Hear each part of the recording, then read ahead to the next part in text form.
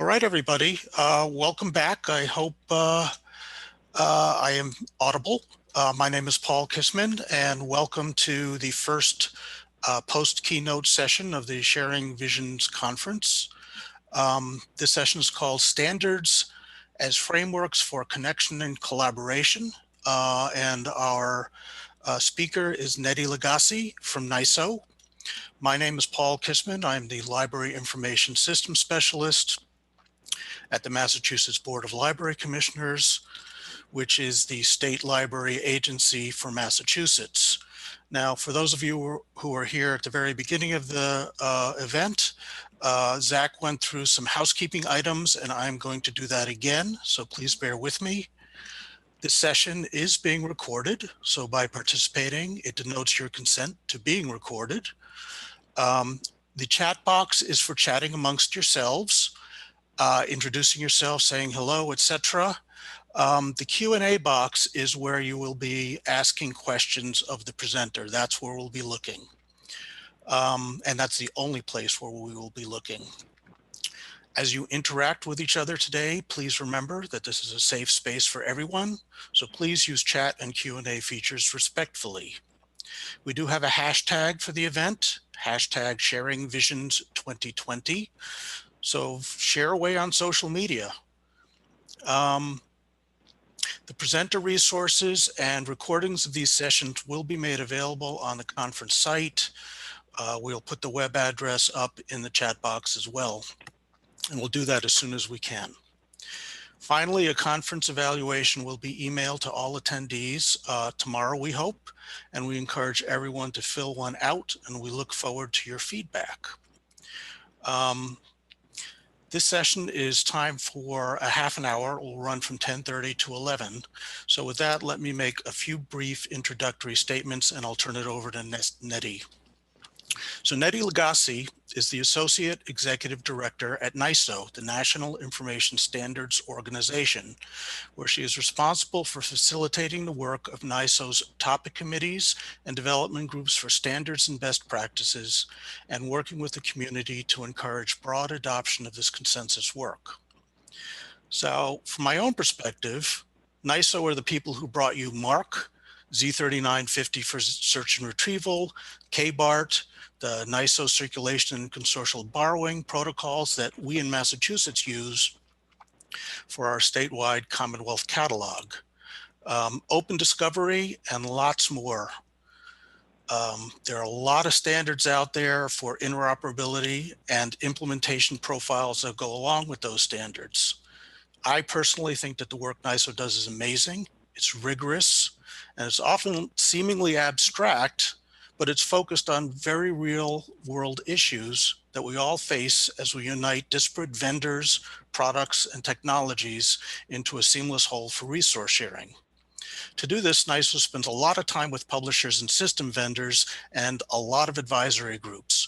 They have a small staff, they have a very wide reach.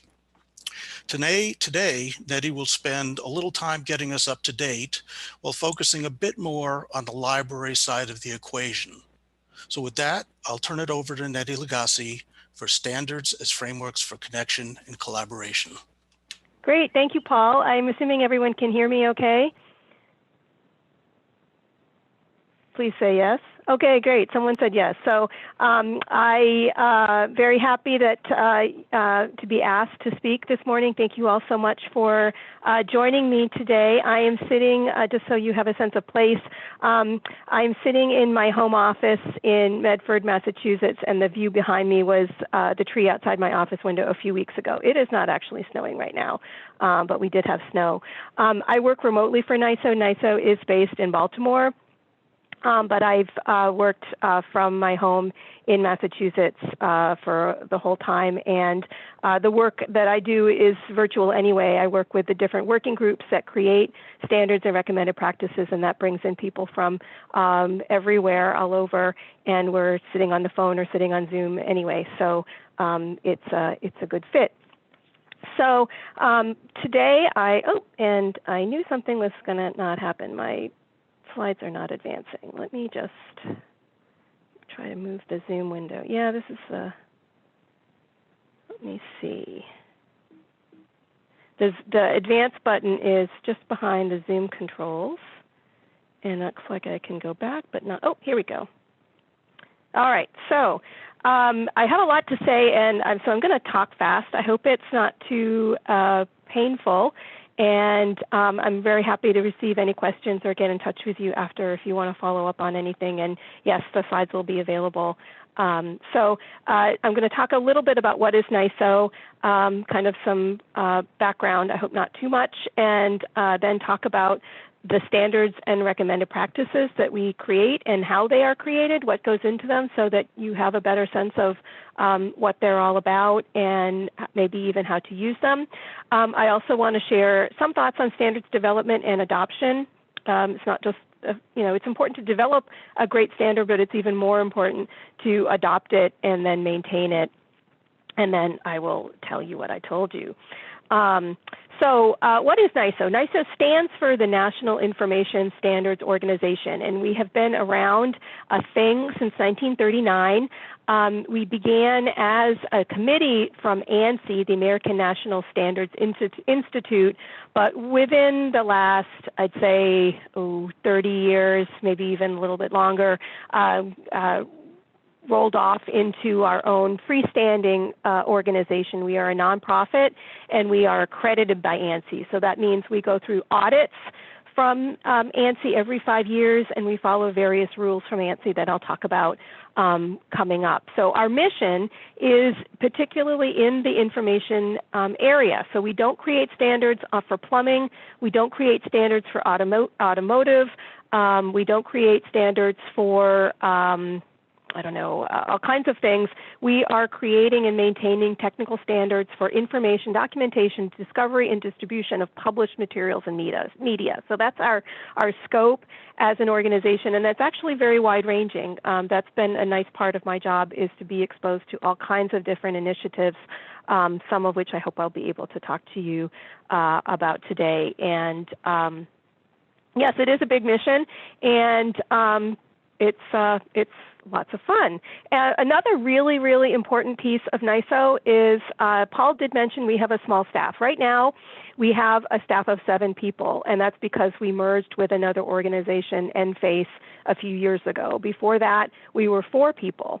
How does the work at NISO get done? It gets done from people like you, people who have expertise in a particular area and motivation to work with others to create something that will serve a broader audience. And people volunteer their time to sit on calls, Zoom calls now, used to be conference calls, to talk to other people, other stakeholders, to create something that will solve a problem. And so I'm very privileged to be able to work with so many volunteers. It is inspiring that people put their time towards something that's community driven.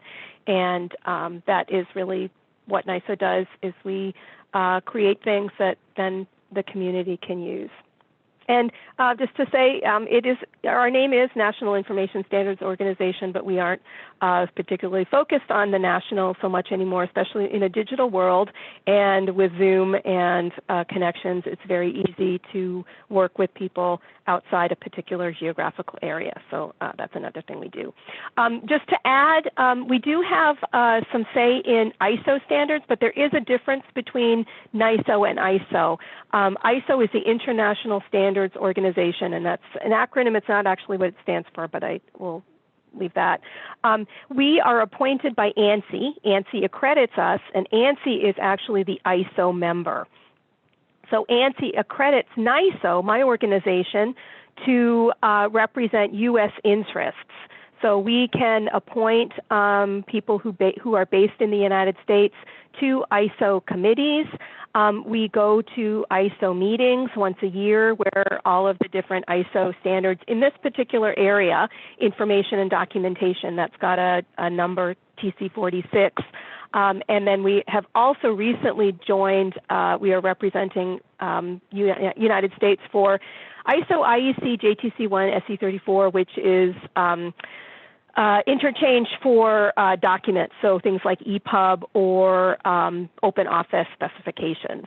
So that's an interesting area, and that's another thing that we do. My job is mainly the standards and recommended practices that NISO creates.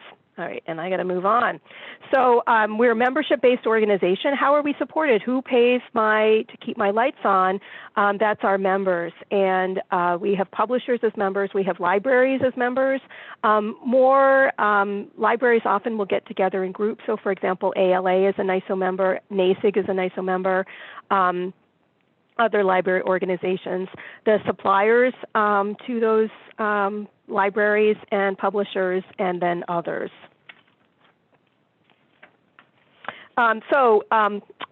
Participating, you do not need to be a NISO member to participate on a working group.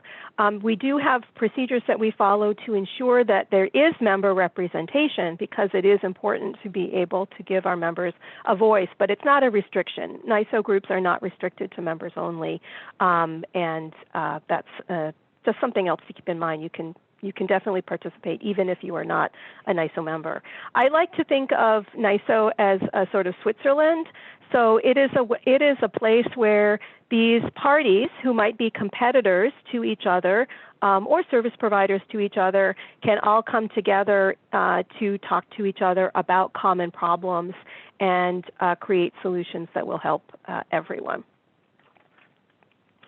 All right, this is a boring organizational structure slide, so I think I'm going to skip it, but I really just wanted to tell you about how all of our work is organized. So we have all kinds of working groups that you'll see on the right-hand side, and these are sorted into categories. And here are the 3 categories.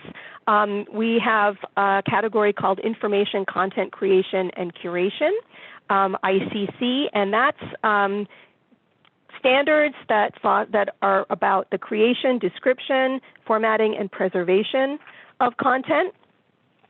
Information policy and analysis, that is standards for business processes, things like counting or licensing, usage data, and then information discovery and interchange. That's things for interoperating with and delivering content to each other. We sort the working groups into these different areas, and then volunteers from the industry also serve on these topic committees or leadership groups which oversee the work and make decisions about it. So I help the groups move along, work according to a project, but I don't approve the work. That's the job of these topic committees, and they are filled with volunteers the same way that working groups are. You might think that there is a lot of overlap, and it's true. Sometimes groups or projects don't exactly fit into one category or another, and in that case we'll have some additional communication. But that's life. Nothing fits into one category.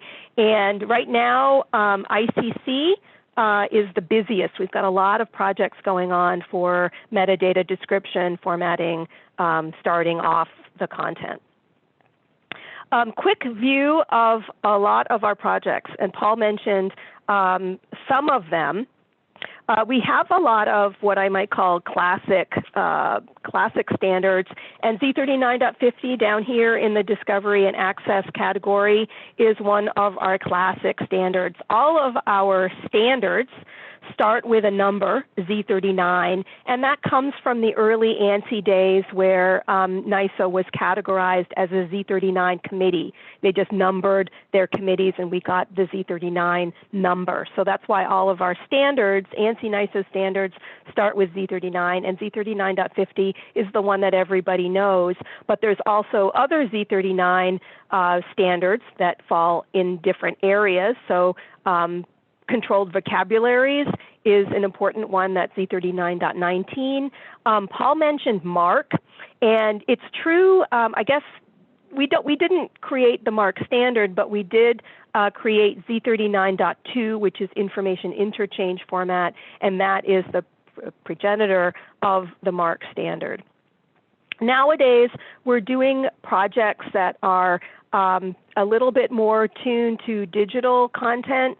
So in the description area, we've got a project underway for ebook bibliographic metadata requirements in the sale, publication, discovery, and preservation supply chain. So that's got quite a mouthful, but it's intended to improve the communication about metadata around ebooks, which I'm sure if you work with that, you would have a lot to say, and we hope to be able to serve that area. The recommended practice will come out in the new year.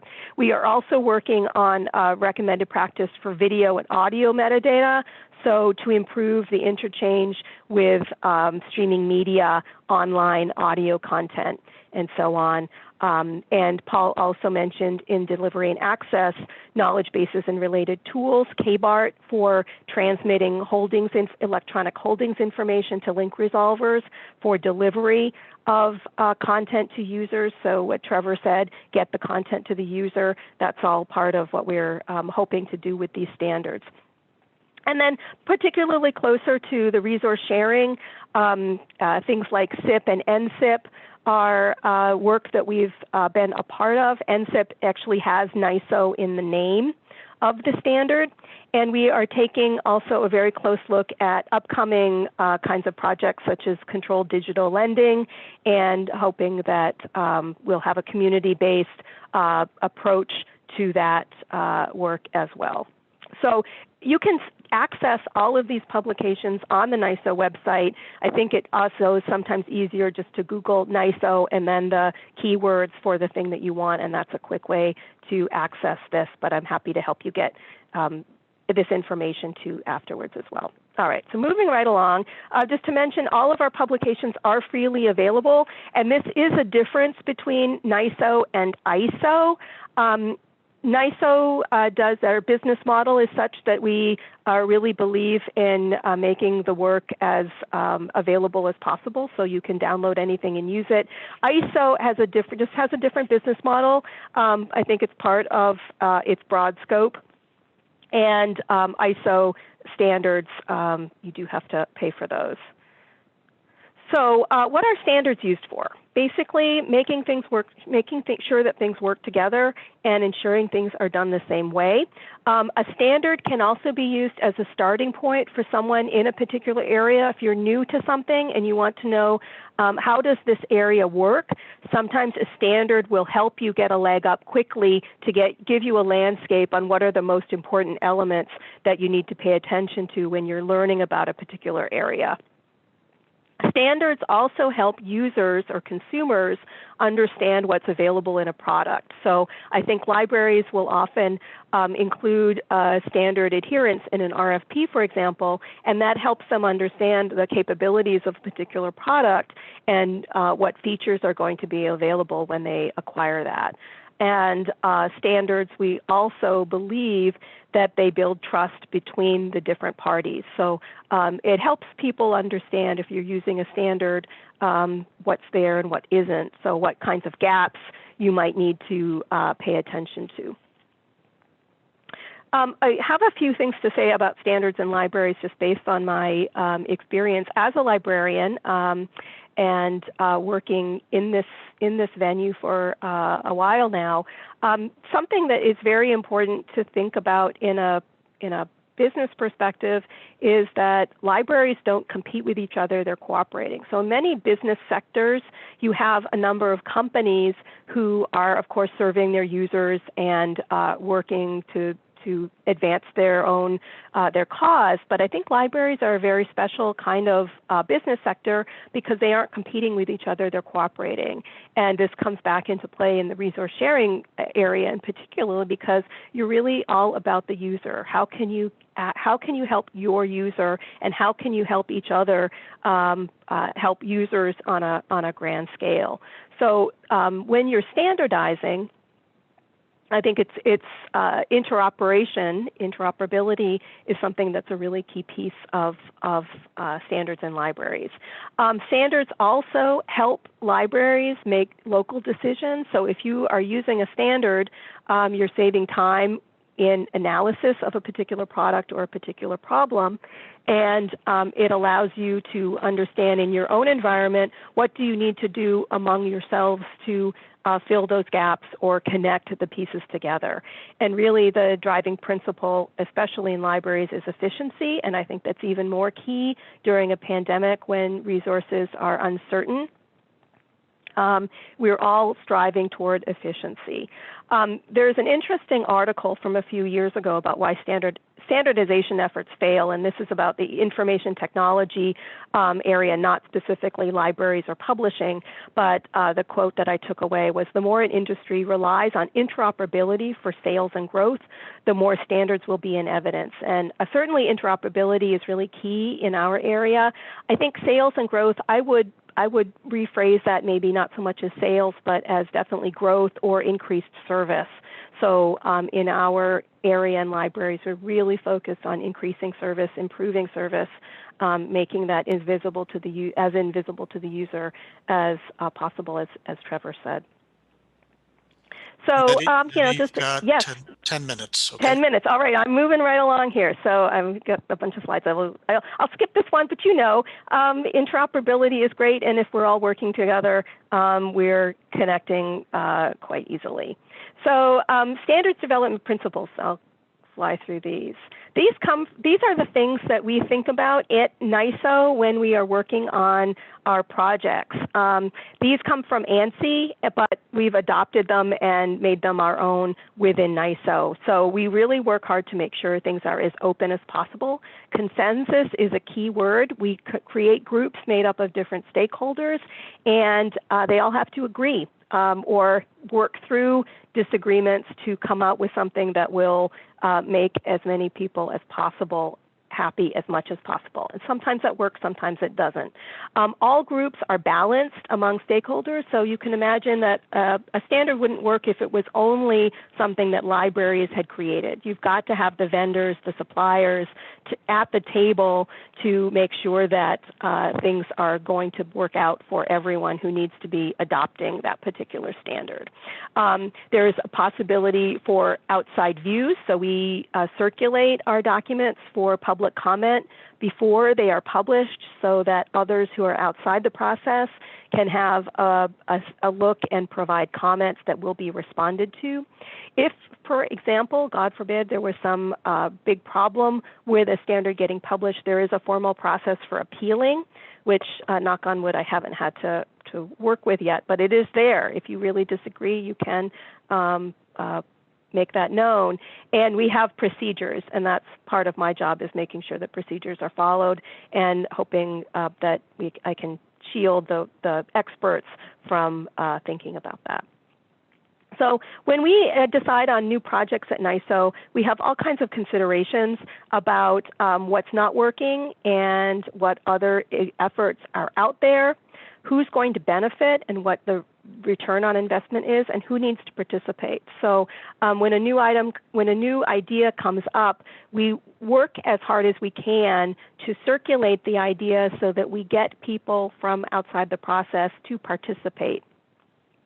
And also think ahead of time, how can we measure the success? You might think it's a good idea, but try to think about it from the end perspective. Who else needs to be involved, and what are they going to say about it, and what role will they play in the success? Because it's a big picture, not just one side of the coin. We've got to keep everyone in mind.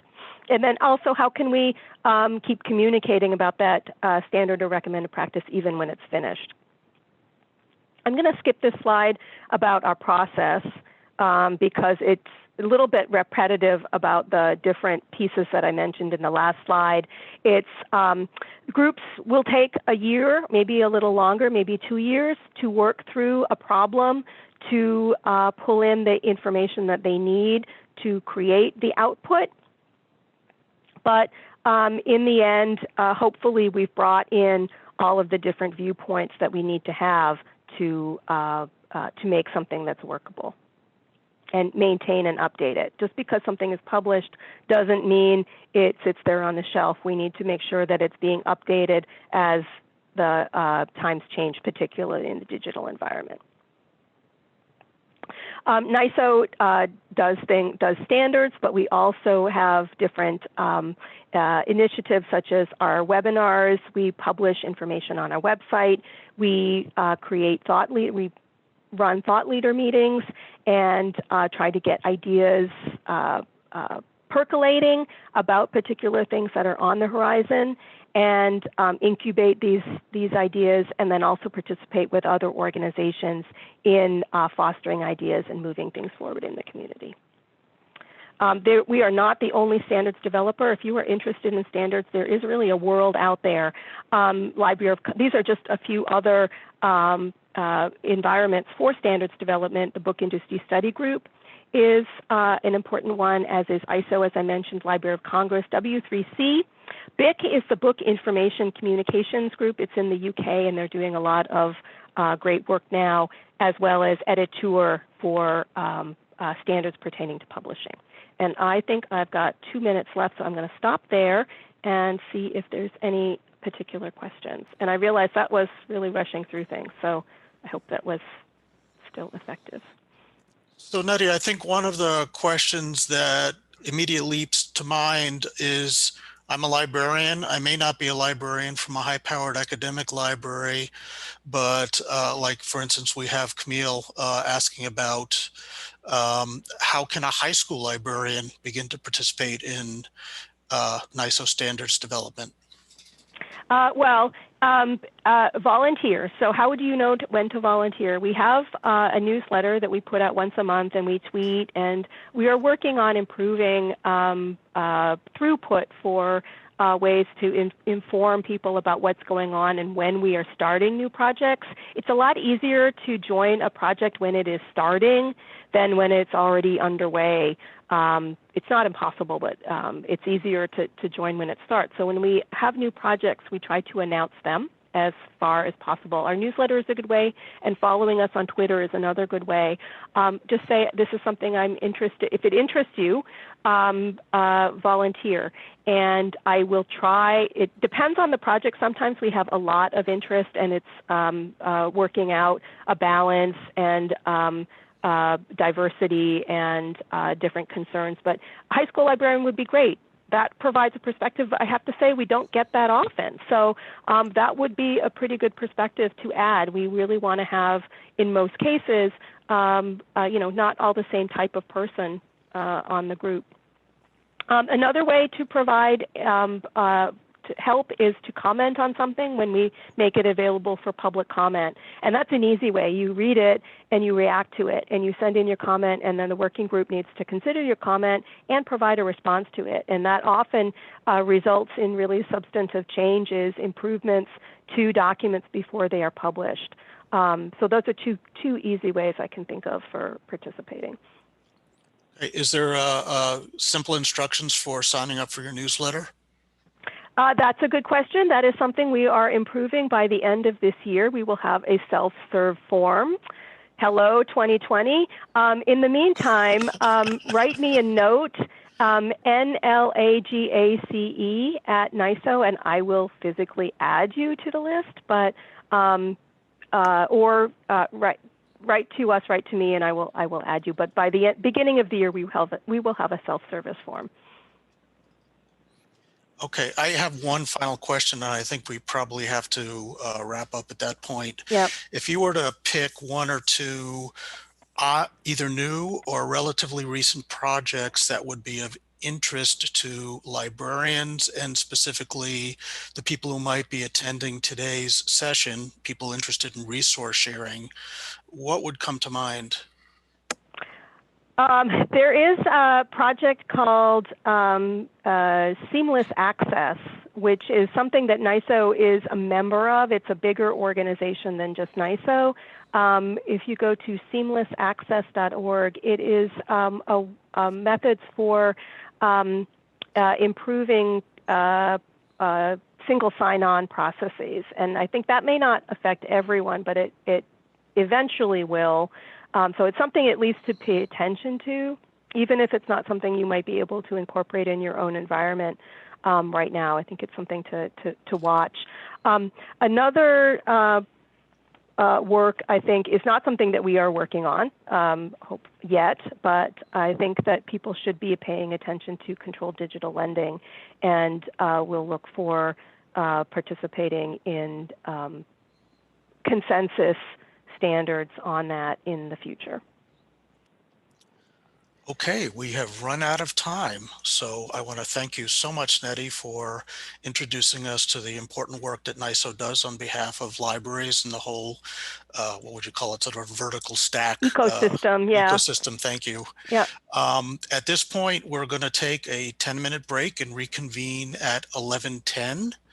When we return, we will hear from the Connecticut State Library and Bibliomation about their fulfillment resource sharing system.